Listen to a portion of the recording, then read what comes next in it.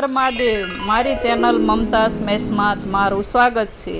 આજે આપણે બનાવીશું વેજીટેબલ પીઝા।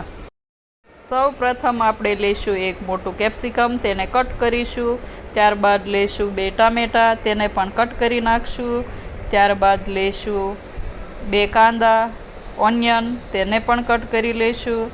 ત્યારબાદ 2 ગાજર લઈશું, તેને પણ કટ કરી લઈશું। ત્યારબાદ બનાવીશું પીઝાનું ટોપિંગ। તેમાં પહેલાં લઈશું સોસ, ત્યારબાદ લઈશું શેઝવાન ચટણી, ત્યારબાદ થોડું મીઠું, ત્યારબાદ લઈશું થોડું ધાણા જીરું, ત્યારબાદ લઈશું થોડું મરચું,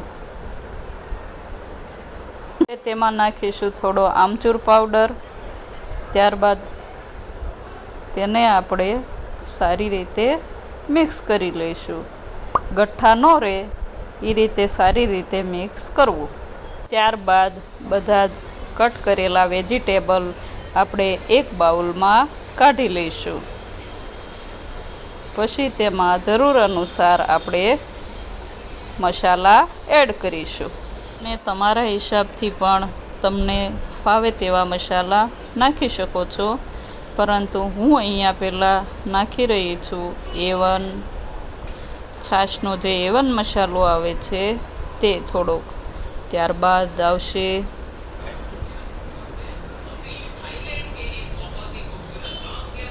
પેપ્રિકા, ત્યારબાદ આપણે લઈશું પીઝાનો ઓરેગાનો મસાલો,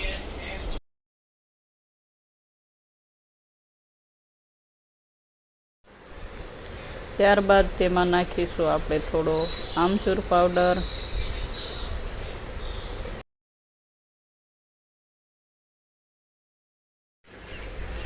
ત્યારબાદ સ્વાદ અનુસાર પહેલાં લઈશું મીઠું, ત્યારબાદ થોડી હળદર,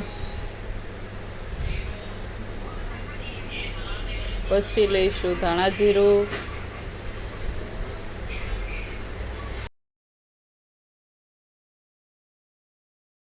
હવે નાખીશું આપણે અડધું લીંબુ। પછી આપણે તેને સારી રીતે બધું મિક્સ કરી દઈશું।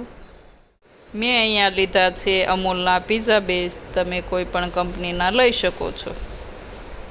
ત્યારબાદ આપણે એક પેન લઈશું, તેમાં થોડું ઘી નાખીશું। ત્યારબાદ ઘી બધું ફેલાય પછી તેમાં આપણે રોટલાને શેકીશું।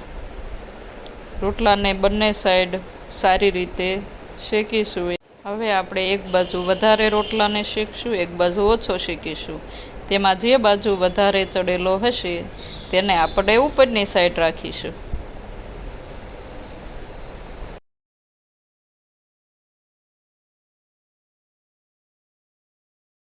આ રીતે આપણે બધા જ રોટલા શેકી લઈશું।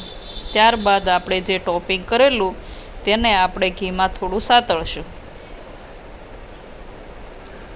બહુ ઝાઝું સાતળવાનું નહીં, થોડું તેલ પણ નાખી શકો તમારા હિસાબથી તમે।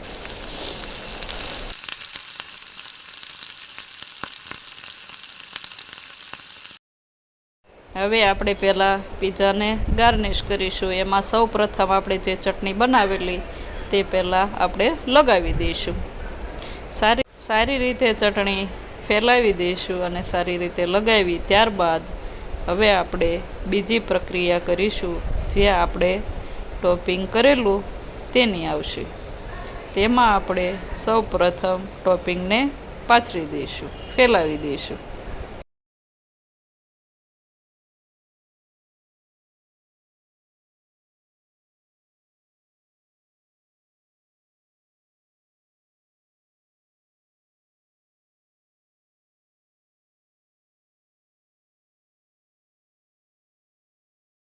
હવે આપણે જે પાથરી દીધેલું છે તેના ઉપર વેજીટેબલ ઉપર અલગથી પનીર પણ નાખીશું।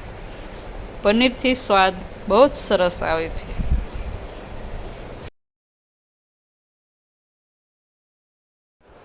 હવે તેમાં આપણે પીઝાનો મસાલો ઓરેગાનો અને પેપ્રિકા બંને એડ કરીશું.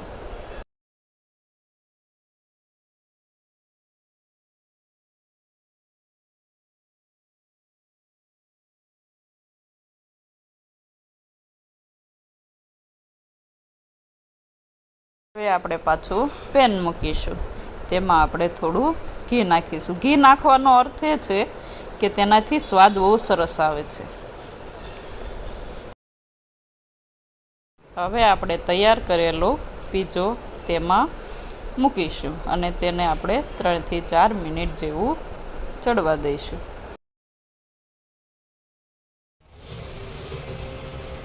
ત્યારબાદ આપણે તેમાં ચીઝ નાખીશું. ઘણાને ચીઝ ઉપરથી ભાવે, ઘણાને અંદર ભાવે, તો તમારા સ્વાદ અનુસાર તમારે નાખવું. હવે આપણો પીઝો તૈયાર છે, તો આપણે તેને હવે કાઢી લઈશું. પીઝો ખાવામાં ખરેખર ટેસ્ટી છે. જો તમને મારો વિડીયો ગમ્યો હોય તો શેર કરો, લાઈક કરો અને સબસ્ક્રાઈબ કરો.